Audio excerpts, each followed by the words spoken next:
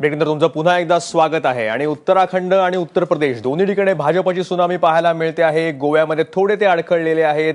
मणिपूरमध्ये कधी नव्हे ते भाजपनं तिथं सुद्धा अतिशय चमकदार कामगिरी केलेली आहे। फक्त पंजाबमध्ये मात्र ते खूप लांब लांब गेलेले आहेत। मोदींची सुनामी अगोदर कोणालाच कळली नव्हती का, या विषयावर आपण अगोदर बोलणार आहोत। पण त्या अगोदर जाऊया जिथेही सुनामी चाललेली नाहीये त्या राज्यामध्ये, ते म्हणजे पंजाबमध्ये। राहुल कुलकर्णी आपले प्रतिनिधी आहेत आपल्यासोबत चंडीगढहून। राहुल, असं काय घडलं की जवळपास 10 वर्ष सत्तेमध्ये एकत्र असलेली अकाली दल आणि त्याचबरोबर भाजप यांची जादू यावेळेस चालली नाही?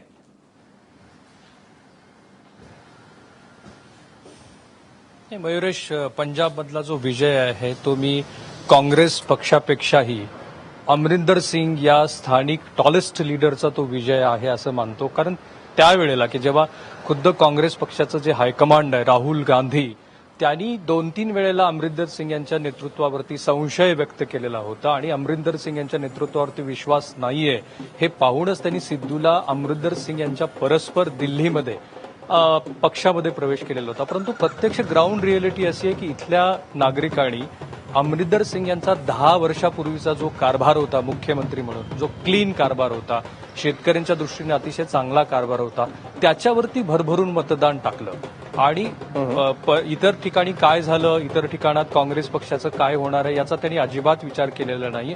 आणि म्हणून असं दिसतंय की काँग्रेस पक्षाला अनएक्सपेक्टेडली पंजाबमध्ये खूप मोठं यश मिळालेलं आहे। आता अमरिंदर सिंग हे जे आहेत ते 2 ठिकाणात निवडणूक लढवत होते। एक म्हणजे पटियाला, जिथं त्यांना 51,000 इतक्या मोठ्या मतसंख्येनं विजय मिळालेला आहे आणि 22,000 मतांनी ते प्रकाशसिंह बादल यांच्या विरोधामध्ये पराभूत झालेत।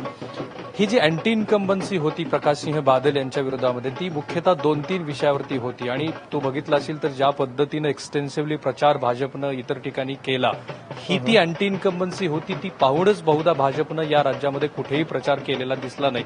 एकतर इथे असलेलं ड्रग्सचं मोठं रॅकेट की ज्याची गेल्या 4-5 वर्षापासून चर्चा सुरू होती, जे बजेटियाचे प्रकाशसिंह बादल यांचेच नातलग आहेत, त्यांच्याच नेतृत्वाखाली हा सगळा ड्रग्सचा कारभार इथे सुरू होता।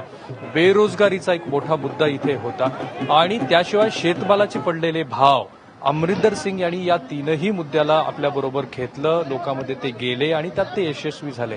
खरं म्हणजे दिल्लीच्या नंतर आपला सुद्धा एक इथे मोठी संधी होती, जशी 2014 मध्ये नरेंद्र मोदी यांनी अशी आपली प्रतिमा केली होती की काँग्रेस पक्षाच्या विरोधातले सगळ्या मुद्द्यांचा तारणहार मी आहे, अगदी तशाच पद्धतीची प्रतिमा इथे आपच्या वतीनं करण्यात आलेली होती। परंतु काही मुद्दे चुकले, विशेषतः भगवत सिंग मान यांचं जे वर्तन होतं ते वर्तन इथे लोकांना रुचलं नाही, ते स्वतः इथे पराभूत झालेले आहेत। आणि जे केवळ मानच नव्हे तर आपची जी मोठी लाट आहे असं आपण म्हणत होतो राहुल, ती सुद्धा पंजाबमध्ये कुठंच पाहायला मिळाली नाही। 22 पर्यंत ते अर्थात पोहोचलेले आहेत, पण काँग्रेसचा घोडदौड पंजाबमधली ते रोखू शकलेलं नाही। धन्यवाद चंडीगडमधनं या तू केलेल्या विश्लेषणाबद्दल। पण पंजाबमध्ये चालली नसेल तर पण बाकीच्या ठिकाणी सुनामीच म्हणावी लागेल, कारण आपण परवा सगळ्या एक्झिट पोल विषयी बोलत होतो। कुठलाही एक्झिट पोल ज्या प्रकारे उत्तर प्रदेशमध्ये भाजपाला यश मिळाले, 324 इथपर्यंत पोहोचला नव्हता। लोकसभेच्या वेळेस सुद्धा एक्झॅक्टली हे झालं होतं। या जो एक्झिट पोल्स आले त्याच्यामध्ये फार फार तर टुडे चाणक्यचा जो पोल होता त्यांनी 285 जागा दिल्या होत्या, पण त्याच्याही पेक्षा कित्येक जास्त जागा भाजपला मिळाल्यात। मोदींची ही सुनामी कुठल्याच एक्झिट पोलला पकडता का आली नाही? कसं आहे की अनेक गोष्टींना या गोष्टीचा, या विजयाचं श्रेय द्यावं लागेल। की अनेकदा एक्झिट पोल होत असताना ज्या जनसामान्यांपर्यंत जाऊन त्याची चाचपणी होते, त्याच्या पलीकडेही ती चाचपणी कदाचित जायची राहिली असेल की काय, अशी एक शंका या निमित्ताने येते। पण एक खरं आहे की 2014च्या मे महिन्याच्या लोकसभेच्या निवडणुकीला देशभरात जे वातावरण होतं, सर्वत्र मोदी मोदी मोदी अशा प्रकारचं जे वातावरण होतं, त्या वातावरणाला सुरुवात आता झालेली आहे पुन्हा एकदा। आणि त्याची, ज्याला आपण म्हणतो की विजयाचं पहिलं पाऊल, पहिला शकून हा महाराष्ट्रातल्या ह्या कालपर्वाच्या निवडणुकीच्या निकालानं सुरुवात झाली। आणि पण आपण जर एक्झिट पोल बघितलं, बरोबर ही सुनामी 324 हे खूपच मोठं आहे, पण भाजपला एवढी अंतर्गत तरी खात्री होती की एवढी मोठी झेप भाजप मारेल? इंटरनल अनालिसिस काय होतं? नाही, इंटरनल अनालिसिस असं काही सार्वजनिक वृत्त चॅनलवर असं बोलता येते नाही, पण निश्चितपणे आम्हाला विजयाची खात्री तर होतीच. त्या ठिकाणी सरकार येईल याचीही खात्री होती. याच्यापेक्षा पलीकडे जाऊन जे भारतीय जनता पार्टीच्या सरकारनं, मोदी सरकारनं जे मागच्या 2.5 वर्षाच्या कालखंडामध्ये जे निर्णय घेतले 3 वर्षाच्या कालखंडात, ते सगळे निर्णय जनतेच्या हिताचे निर्णय आहेत. म्हणजे घरोघरी गॅस पोचवणं असेल, घरोघरी शौचालय देणं असेल, दिसायला छोट्या गोष्टी आहेत. गोरगरिबाची बँकेमध्ये अकाउंट उघडणं असेल किंवा थेट पैसा सरकारच्या लोकांच्या तिजोरीमध्ये टाकणं असेल, या बारीक बारीक गोष्टी लोकांना आवडलेल्या आहेत. आणि या निवडणुकीनं उत्तर प्रदेशामध्ये 3 गोष्टी स्पष्ट झाल्या. एक तर जातीवादाचं राजकारण, तुष्टीकरण असेल त्या ठिकाणी, किंवा जे इतकी वर्ष ज्या पद्धतीनं लोक त्या ठिकाणी त्रस्त होते, या सगळ्या गोष्टीतून लोकांनी काँग्रेसला, समाजवादी पार्टीला त्यांचं अलायन्स झालं होतं त्यांना मुक्त करून त्यांनी विकासाला हे मत दिलेलं आहे. आणि इथून पुढचं राजकारण देशात हे जो विकासाची गोष्ट करेल त्यालाच लोक निवडून देतील, अशा प्रकारची सुरुवात झालेली आहे. जसा उल्लेख झाला की आपण कायम उत्तर प्रदेशचे एक्झिट पोल असेल किंवा अनालिसिस असेल आणि प्रेडिक्शन असेल, कायम मुस्लिम मतं, दलित मतं, यादव मतं, अपर कास्ट मतं याच्यावरच बोलत बसलो. हे सगळे पॅरामीटर्स करत बसलो, पण त्याच्यापासून सगळे वेगळी दिशेला गेले आणि ते करता आलं नाही एक्झिट पोल्सला सुद्धा. आणि म्हणून ही परिस्थिती आली की वास्तविक सुनामी दिसत होती, पण जुन्या पॅरामीटर्सवर विचार करत बसलो, त्यामुळे कळलं नाही.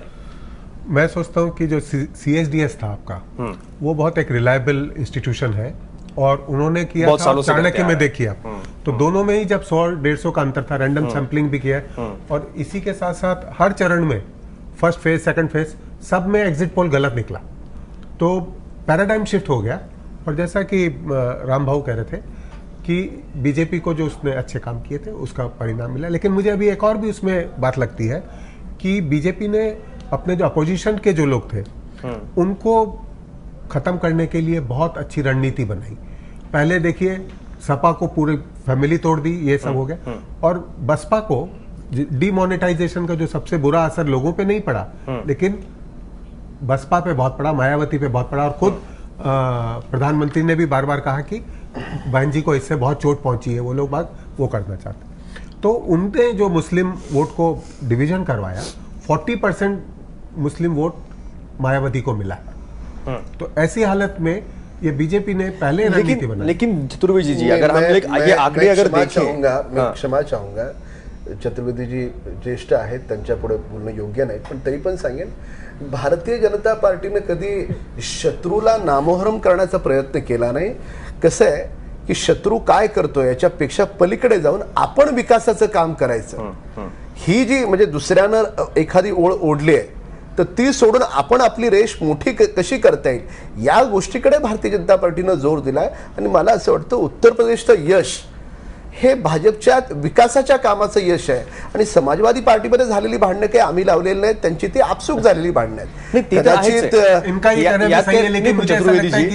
आपण ज्यावेळेस एक्झिट पोल बद्दल म्हणतो त्यावेळेस हे जे तुम्ही पॉईंट सांगितलेत की मुस्लिम कोणाकडे गेले, दलित कोणाकडे गेले, या गोष्टींनी 324 असं यापूर्वी कधीच कोणाला जे मतदान झालेलं नाही एवढं नाही मिळू शकत. त्यांनी काही मतं अलीकडे पलीकडे होऊ शकतात, इलेक्शनियरिंग होऊ शकतं. महागठबंधन में अगर जैसे बिहार में महागठबंधन हुआ था, इधर केवल गठबंधन हुआ कांग्रेस और सपा का. अगर बहन जी पहले भी आ जाती, तीनों अगर साथ हो जाते थे तो आप ये निर्णय बिहार का आप देख लीजिए ना, बिहारमध्ये इलेक्शनियरिंग होतं म्हणून डिसिसिव्ह मॅन्डेट नाही मिळालं. 324 इतकं बहुमत लालू किंवा नितीश यांना मिळालेलं नाही, ते काठावरच आहे. तोच प्रश्न नाही. मला याच्यामध्ये असं वाटतं की हे 324 जे आहे, लोकसभेला 72 जागा बीजेपीला 73 जागा मिळाल्या. त्या हिशोबानं जर बघितलं तर जवळपास तेवढाच आकडा जातो तो 327. त्यावेळेच्यानुसार म्हणजे काय फार काही फरक कळलं नाही. म्हणजे मला असं वाटतं की लोकसभेचे निकाल जे आहेत ना ते इथे रिपीट झाले. पण असं असताना सुद्धा आणि लोकसभेचं अगदी 2.5 वर्षापूर्वीचं ताजं असताना सुद्धा समीकरण परत एक्झिट पोल का चुकले?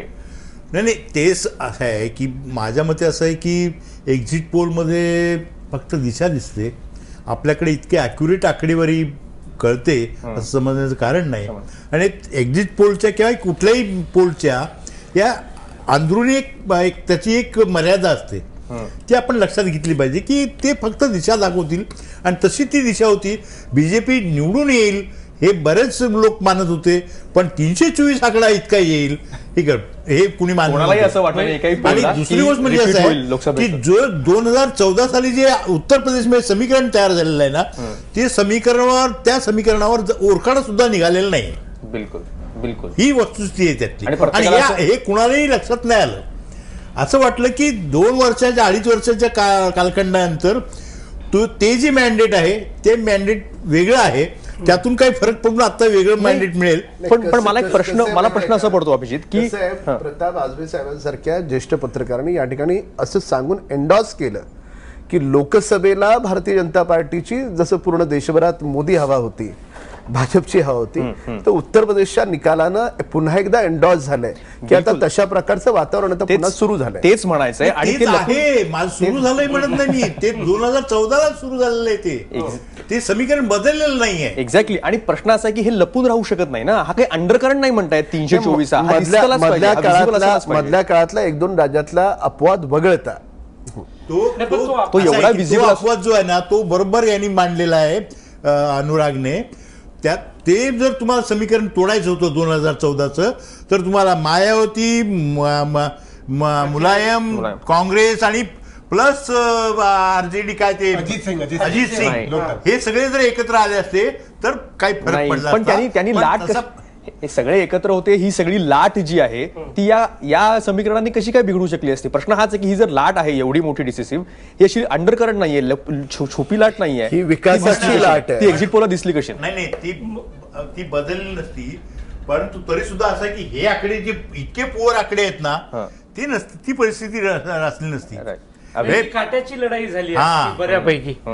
मयुरेश, 2 गोष्टी मला दिसतात की एक्झिट पोलमध्ये आपल्याकडे जी पद्धत वापरली जाते त्यात रॅन्डम सॅम्पलिंग केली जाते.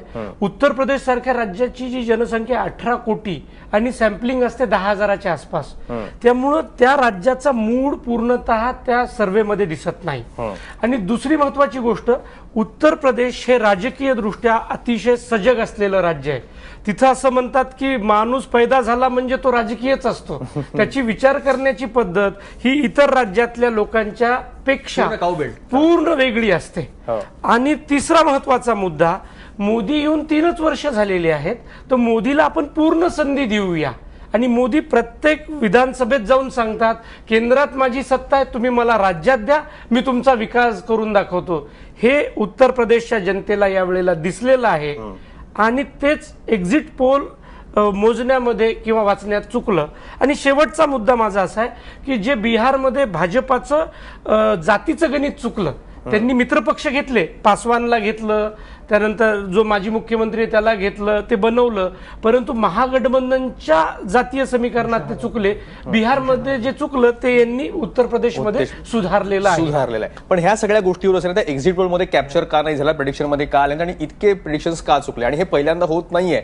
लोकसभेच्या निवडणुकीच्या वेळेस सुद्धा इतकं बहुमत भाजपला कोणी सुचवलेलं नव्हतं, भाजप इथपर्यंत पोहोचलं. बिहारमध्ये सुद्धा चुकलं होतं. बिहारमध्ये भाजपला अनेक जण बहुमतात म्हणत होते, प्रत्यक्षात परिस्थिती काय झाली आपण पाहिली. महाराष्ट्राच्या विधानसभेच्या वेळेस तोच परिस्थिती झाली. अगदी परवाच्या महानगरपालिका निकालाच्या वेळेस सुद्धा तीच परिस्थिती होती. का हे सगळं चुकतंय, कॅप्चर का होत नाहीये, आपण चर्चा करणार आहोत. एक छोटासा ब्रेक घेऊयात.